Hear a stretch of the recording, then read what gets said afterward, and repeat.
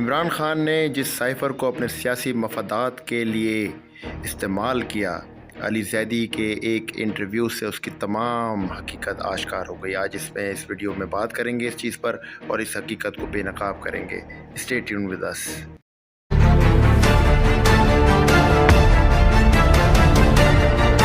السلام علیکم پاکستان، مہدی حسن حاضر ہے ایک نئے حقائق کے ساتھ۔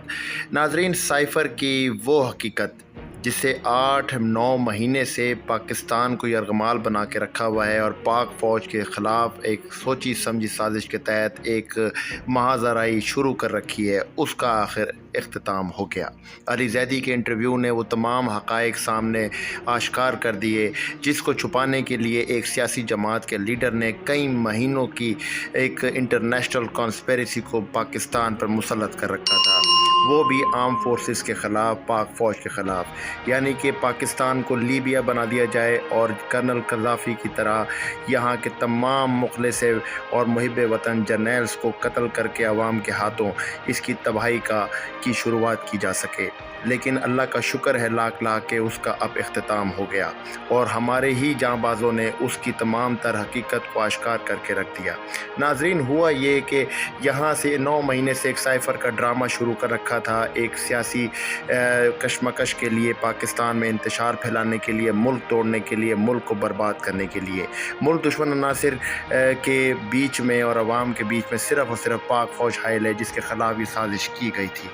ناظرین، ہوا کچھ اس طریقے سے کہ علی زیدی کا ایک انٹرویو ہوا ایک یوٹیوبر کے ساتھ جس میں سائفر کو ٹاپک بنایا گیا۔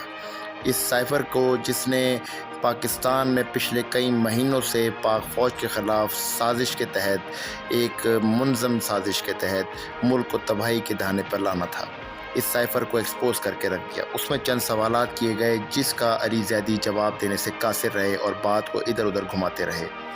تمام چیزیں یہ ہوئیں کہ سوال کچھ اس طریقے سے ہے کہ اگر جنرل باجوہ صاحب عمران خان کو ہٹانا چاہتے تھے تو وہ امریکہ کی سپورٹ کے کیوں منتظر رہیں گے کہ آؤ اور خان کو ہٹاؤ؟ پہلا سوال۔ دوسرا سوال یہ کہ اگر جنرل باجوہ نے عمران کو ہٹانا ہے تو وہ حسین حقانی سے کیوں کہیں گے کہ بائیڈن سے بات کرو؟ کیا وہ ڈائریکٹ بات نہیں کر سکتے؟ تیسرا سوال، اگر سازش اپنوں نے کی تھی تو حکومت کو امپورٹڈ حکومت کیوں کہا جاتا رہا؟ یہاں پر اکتوبر میں بھی ایک ڈیمارش ہوا تھا تو کیوں نہیں آواز بلند کی گئی؟ جنرل باجوہ کیوں بولیں گے بائیڈن کو کہ عمران خان اینٹی امریکہ ہے جبکہ اس کے ڈیلیگیشن آ کر خان صاحب سے ملتے رہے؟ یہاں پہ پورے سائفر ڈرامے میں اگر یہ سازش اندر سے ہوئی تھی تو حسین حقانی کا نام کیوں نہیں لیا گیا پہلے؟ اگر سازش اندر سے ہوئی تو امریکہ کا نام کیوں لیا گیا؟ موجودہ حکومت امپورٹڈ ہے یا ایکسپورٹڈ، اس کا جواب بھی کوئی نہ دے سکا۔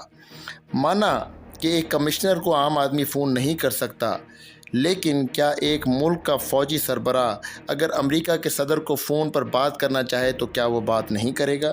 اگر جنرل باجوہ نے عمران خان کو ہٹانا ہی تھا تو امریکہ کو کیوں کہے گا کہ خان کو ہٹاؤ؟ کیا وہ خود اس چیز کی اہلیت نہیں رکھتا کہ کسی حکومت کو، کیونکہ پہلے بھی مارشل لاز پاکستان میں لگتے رہے ہیں اور حکومت کو ہٹایا جاتا رہا ہے، تو کیا ایک آرمی چیف اتنا کمزور ہے کہ وہ امریکہ سے اس میں مدد مانگے گا؟ اور ایک سوال، اگر اسد مجید مشکوک تھا تو پہلے تو اس کو امریکہ کا سفیر کیوں لگایا گیا تحریک انصاف کی طرف سے؟ ناظرین، یہ کچھ ایسے سوال ہیں جن کے جوابات آج تک علی زیدی کے پاس تو کیا، عمران خان ان کے لیڈر کے پاس نہیں ہے۔ انہوں نے دراصل یہ تمام تر چیزیں جو کی گئیں وہ یہودی ایما کے اوپر بھارتی سازش کو پروان چڑھانے کے لیے، تاکہ پاک فوج کو رستے سے ہٹوا کے یا یہاں پہ لیبیا جیسے حالات کریٹ کر کے جرنیلز کو، محب وطن جرنیلز کو عوام کے ہاتھوں قتل کروا کے، یا عادل راجہ جیسے بھگوڑے شاطر دماغ شیطانی چالیں جو بھارتی ایما کے اوپر پاکستان کی افواج کے خلاف ہردہ سرائی میں لگا ہوا ہے، اس کو پلیٹ فارم مہیا کر کے اس طرح کی تمام तमाम चीज़ें करके स्टेट को डीरेल किया जा सके, पाक फ़ौज को हटाया जा सके और पाकिस्तान की आवाम को फिर से ग़ुलाम बना के अखंड भारत का ख्वाब पूरा किया जा सके। इसमें ये तमाम चीज़ें इनकी सियासी चालों की एक पेश खैमा है जो बिहाइंड द सीन चल रहे हैं। लोगों को अपने मफादात के लिए मरवाना, साजिश करना, इल्ज़ामात लगाना, लाशों के ऊपर $1.5 लाख तक इकट्ठा करके ये जो है इस तरह की घटिया हरकतों में मुलविस रहे हैं। इन लोगों का सादिक अमीन होना इनकी गद्दारी साबित करता है, जो कि ये एक ऐसा सही चेहरा मदीना रियासत का दिखाकर लोगों को बेवकूफ़ बनाकर दरअसल पाकिस्तान के ख़िलाफ़ और पाक फ़ौज के ख़िलाफ़ एक साजिश में मुलविस हैं।